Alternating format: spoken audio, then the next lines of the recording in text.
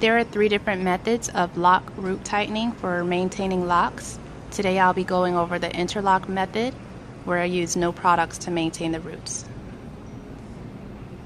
So as shown here, I'm intertwining the client's hair through itself, but there is a specific technique in which this should be done so that it does not create gaps within the scalp and interfere with the way that the lock matures.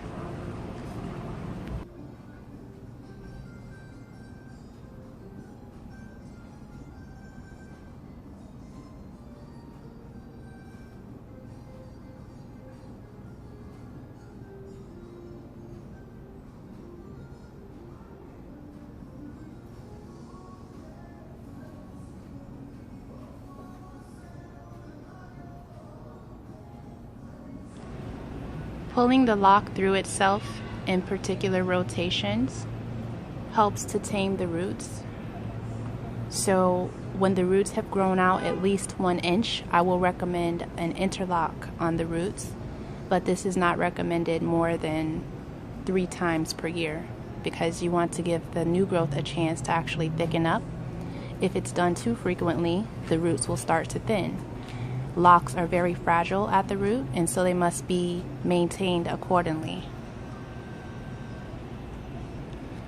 This method is also recommended for someone who has soft or straight hair and has trouble with the traditional method of maintaining their locks with the palm roll using gel.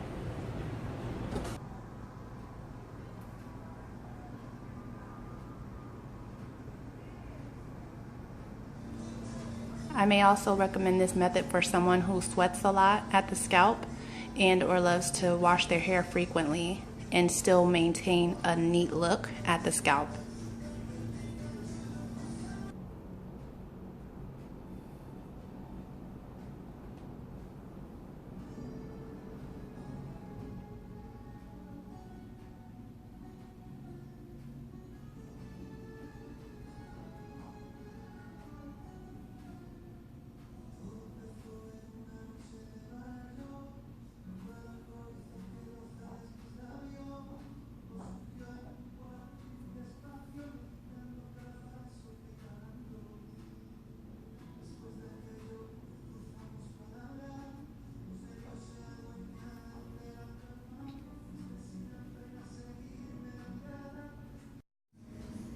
Here are the roots once they're interlocked. So this is the part where I'm locking down to the scalp. All of this new growth eventually looks like this once it's interlocked.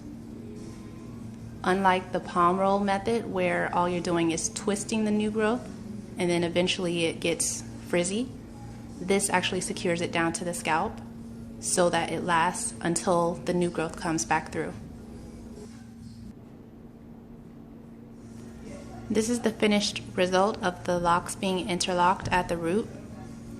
So as they grow out, they will thicken. The part that you see that's interlocked will eventually turn into a matured lock.